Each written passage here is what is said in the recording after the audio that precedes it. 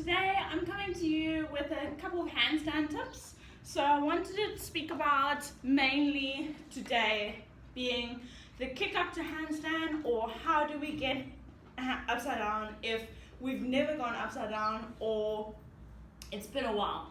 So I want to show you two things. We want to go over the kick up and how effectively to kick up to the wall, and just a couple of ways of getting upside down. If it's been a while, we've never gone upside down, we're a little bit nervous, and maybe the kick up to the wall is just nowhere where we really are mentally right now. So I'm going to start with that one first. How do we get upside down if we're just not quite ready for the wall and we just want to get a little bit more weight over our shoulders and just see how that feels? So I've got a box over here. You can use anything that is obviously can hold your weight, that you feel stable, and as you start moving around on it, it's not going to move or cause you nervousness in any way. So make sure it's super stable. You can use a couch as long as it's obviously hard enough, your bed as long as it's pressed up against the wall, and like I said, it's just not going to move anywhere. So we're looking for something that's super stable and you know it can handle your weight and a cup and a little bit of movement. So I'm going to get my feet or my knees onto the box first, and then I'm going to get my hands on. So I'm going to climb up onto the box. A lot of people do this differently and it can be very intimidating, but I'm on the box now. I'm going to start with my knees on the box. I want to get my hands onto the floor, nice and flat, so try not to be pressed up into the fingertips. I want my full hand onto the floor, and then from there onwards, I want to look at the box, and I just want to get a little bit of weight here. So that feels good. I'm on my knees right now. From there onwards, I'm going to press up into my feet, and now I'm on my tippy toes. Again, I look at the box, and I want to make sure that my hips, shoulders, and fingertips are all stacked. So I don't want to be pressed back here. I don't want to be really forward. I want to make sure that I'm nice and stacked.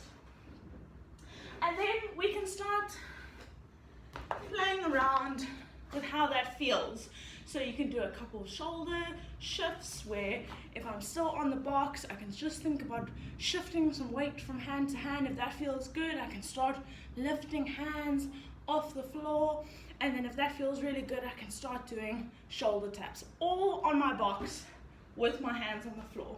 So I'm going to demo for you again, just so you get the full effect of it. Feet on the box. I can then walk my hands in. I'm on my tippy toes. I'm just shifting weight from side to side. That feels good. I can start lifting my hands. That feels good. And then I can start touching opposite shoulders. That feels good. So I've been upside down. I've been on a box. That feels good. From there onwards, I want to start kicking up to the wall. So I see this all the time, and a kick up to the wall can obviously take you nowhere if we don't do it right. So there's two ways that I like to show the kick up to the wall, and that's making sure that we can effectively get one foot first to the wall,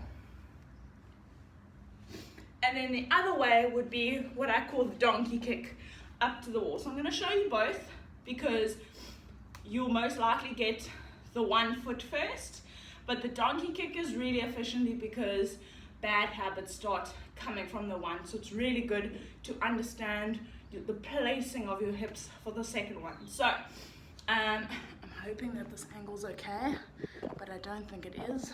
So I need to move you around a little bit. That might be better. So what I see all the time is we fling both feet to the wall and we end up just playing around nowhere near the wall because we're so antsy on getting both feet to the wall that we end up just not getting to the wall at all. So making sure that you can see me. So I'm going to kick up and I'm going to do what you've probably seen before and what you might be doing at this very stage. So I kick up and I go, ha! It might look something like that. Most of the time, if you get about here, you start switching legs, and then you don't really get to the wall because you're trying to get both feet up at the same time that you're just causing more havoc more than anything else. So what I'm really going to do is I'm going to try get one foot to the wall as hard as I can.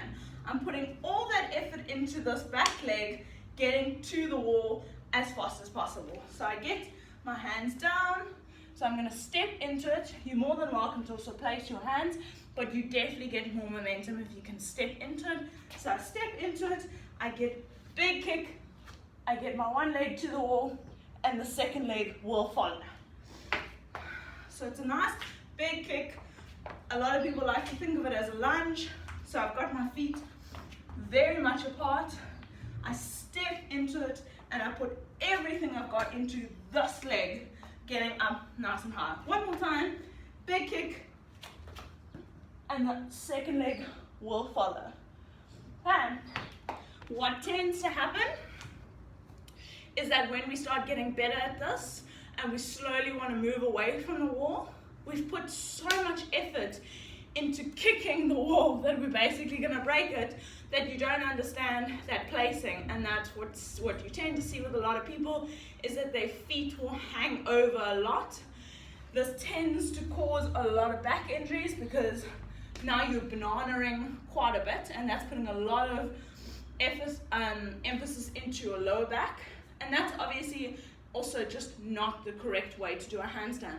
We're trying to get up nice and straight, where if I'm thinking about standing, my hips, shoulders, hands are all in one place. I definitely don't want to be doing anything like that, because I don't even need to be in a handstand for me to feel that goes immediately into my lower back.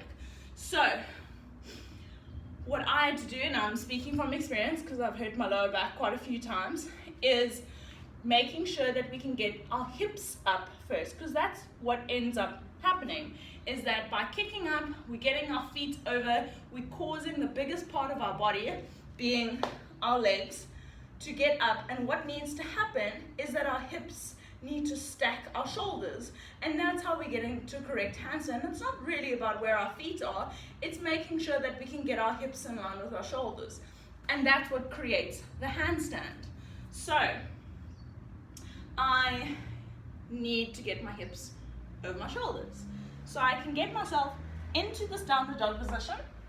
I walk as close to as my feet as I can, and mobility wise this is pretty hard, so it might not be that close.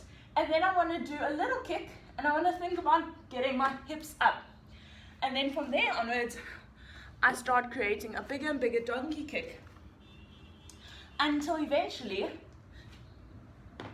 I can get my hips up over my shoulders.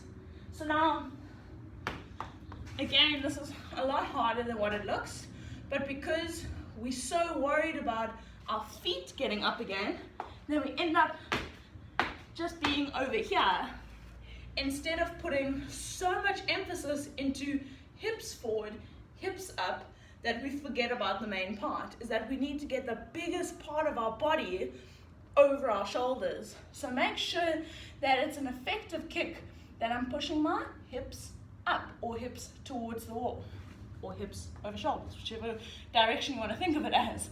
So walk, and then kick, and I think about hips up. So my feet are actually still quite low, but I'm making sure that my hips go to where they need to be. So kick, and then there, obviously the wall catches me, but I would also think about starting to balance in this position where I can balance with my hips over my shoulders, and my feet can be anywhere they want to be, but because my hips are over my shoulders, that creates the balance. So I hope this helps, guys. Play around with not just the kick up to the wall, but the donkey kick to the wall, because I promise you that's so great for your balance, as well as the box variation of you just want to get upside down a little bit, you just want to practice that placing. That also creates great awareness, because we need to make sure that the weight is in our hands, and everything is nice and stacked. So between the two, it really creates such great foundations for the handstand. I hope this helps. Thanks so much, guys. Bye.